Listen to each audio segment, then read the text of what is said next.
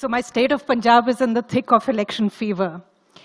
And the Minister for Medical Education, a BJP member, is reported to have started an election campaign with saying, please do not blame me for demonetization.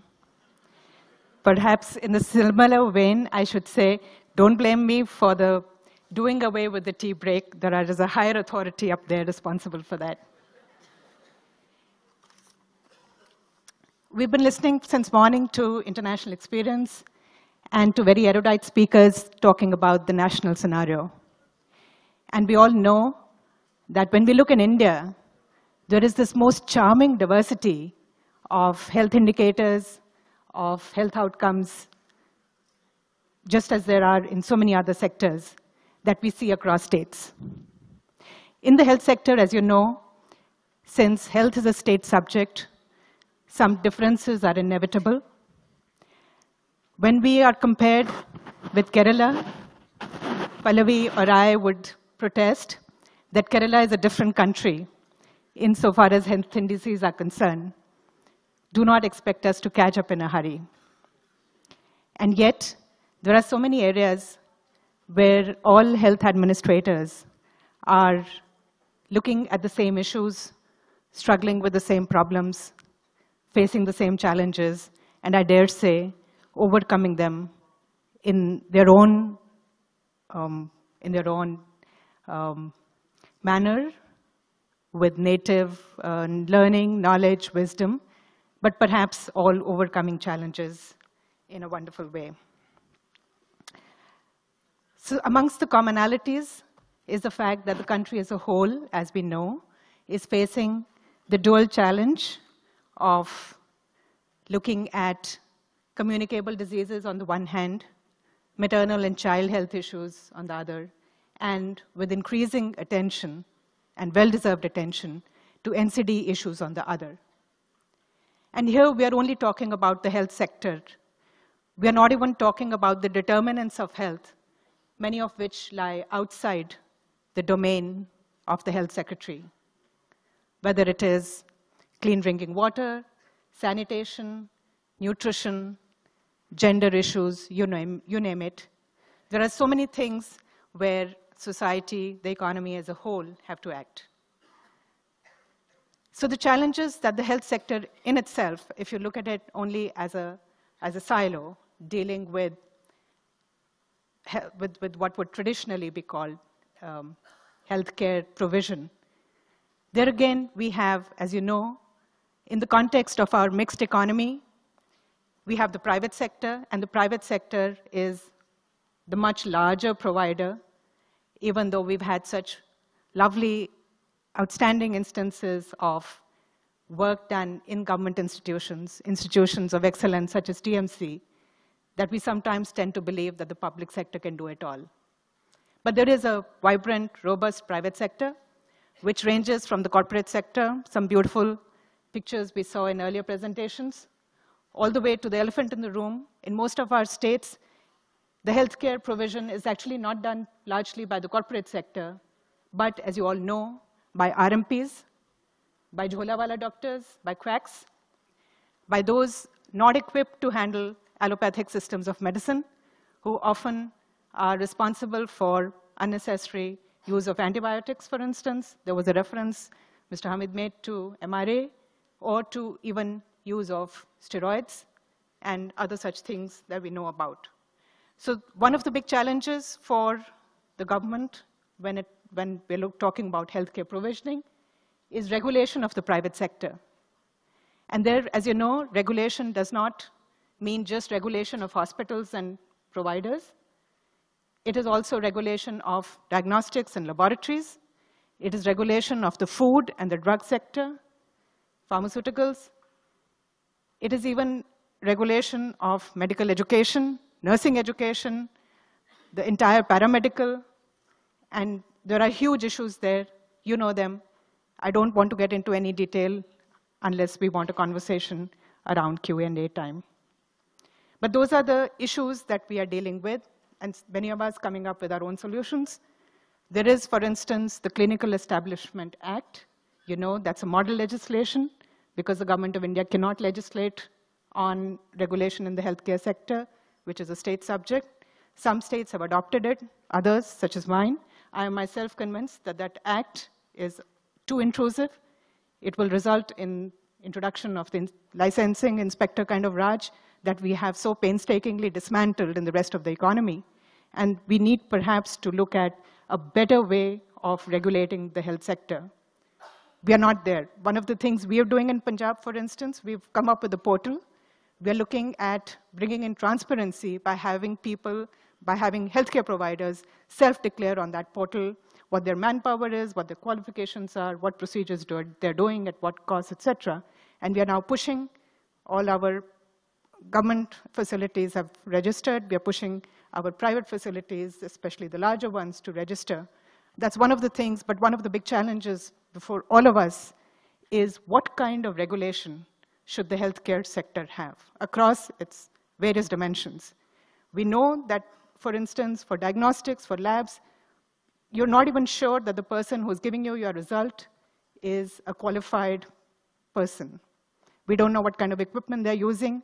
We've often seen results which are completely wrong, and there is not a thing government can do about it as of today except applying the general law of the land, the criminal procedure code, and so on. So there are those issues. A lot of regulation, of course, now is happening through insurance. We know that the country as a whole moved towards insurance first through RSBY, and then through its various improvements, extensions. Various state governments have their own models. States have done different levels of work. We know about Arogyashree in Andhra Pradesh. We know Maharashtra has done excellent work. We know about many states. There's no point naming them. We also know that the government of India is now moving towards the NSAP, the National Social Assistance Program, where based on the poor as defined by the Socioeconomic Caste Census, SECC, there will be, and this is still work in progress, but it has been announced, and hopefully the coming budget will see a more definitive announcement on that.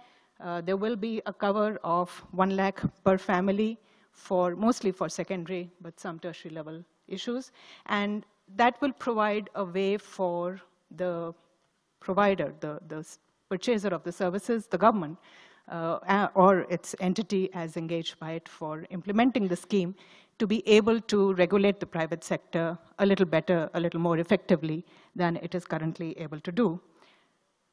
Otherwise, public-private partnerships in healthcare, PPPs is a much talked about term. In my experience, there really hasn't been that much happening in healthcare sector. When we say PPPs, it's either a long-term land lease, like some of the hospitals in Delhi getting land on long lease from government in return for providing some beds, free poor kind of thing, or some very basic contracting in of diagnostic and other services. The big issue, again, there is regulation. So what is the capacity within the government to ensure that there are no unnecessary diagnostics, there are no unnecessary procedures taking place when you go in for a PPP? And as you would imagine, the capacities are fairly asymmetric, just as healthcare in general suffers from the problem of asymmetry of information, where when I go to my doctor, he knows much more about my problem than I do, and I have to trust him. And if I don't trust him, or if I trust him when he is not trustworthy, then there is a fundamental problem, because nobody else can really say whether what he's prescribed for me was in my best interest or not. So just that whole issue of asymmetry of information creates serious problems.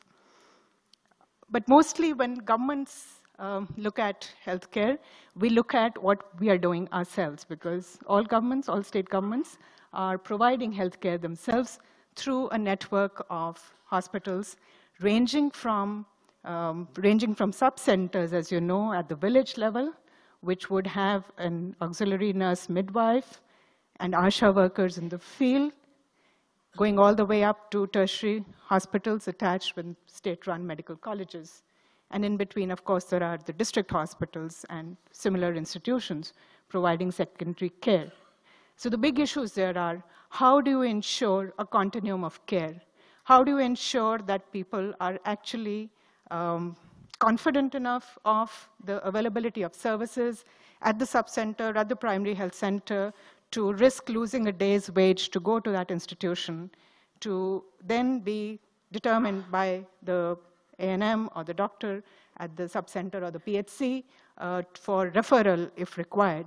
And after going to a higher level center, if, for instance, they have been diagnosed with a condition which requires long-term treatment, diabetes or hypertension, to come back to the subcenter or the primary health center and receive continued care there. So how do you ensure both upward and downward movement of people to the relevant institution? There are many, many issues that state governments deal with which are common.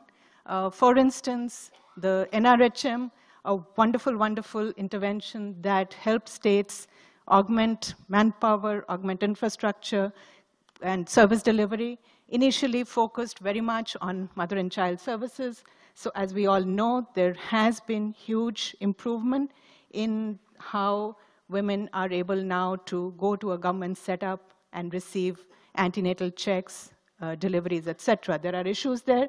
But for instance, for the first time in our history, Punjab, 2 years ago, we found the number of deliveries in government hospitals to be more than those in the private sector.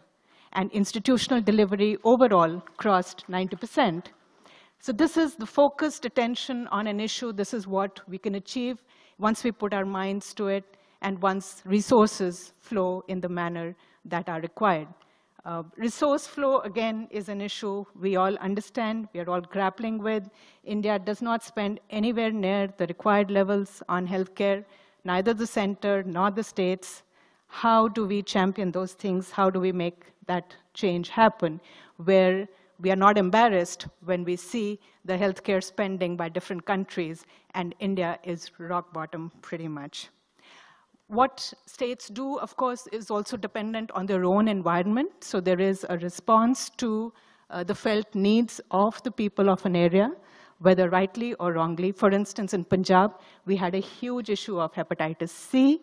And in response to that, as a political response, but also once the DAs came in, and Mr. Hamid has referred to that, so once the peg interferon treatment gave way to DAs with a much higher probability of successful treatment, and we were confident that the cost would be nowhere near the $85,000 that the US citizen was paying, and we were able to tender and get a rate below $300 for that same product, then we could go to the Chief Minister and say, yes, this is doable, we will do it. Similarly, for cancer, as you know, Punjab had acquired the reputation of being the cancer capital of the world. As it turned out, this reputation was not entirely well-deserved, but it took a lot of effort on various fronts, and the good thing was that we had the best of the best. We had TMC giving us technical support, and we were able then to move from a CM Cancer Relief Fund scheme, which provided treatment, cashless treatment up to $1.5 lakh for each patient, to a cancer registry, to palliation, to a house-to-house awareness and early detection campaign, to training all our A&Ms in BIA and clinical breast examination, to HPV vaccination, to introducing, again, VIA and CBE at community health center level in our free annual preventive health check scheme. So all states have been responding to specific issues in this manner, to their own individual requirements in their own genius. But I do believe I speak for all of us. The challenges are huge, but we know that they are huge, and that's a step forward. I think we are all working together, state government and center government, national institutions and state-level institutions, and committed organizations such as CMC Vellore sitting here, such as Arvind Eye Hospital, such as CIPLA. All of us, I think, together are able to make a difference. I think what we are doing is remarkable. We are definitely not there yet, but we have something to be satisfied about, if not proud about. Thank you.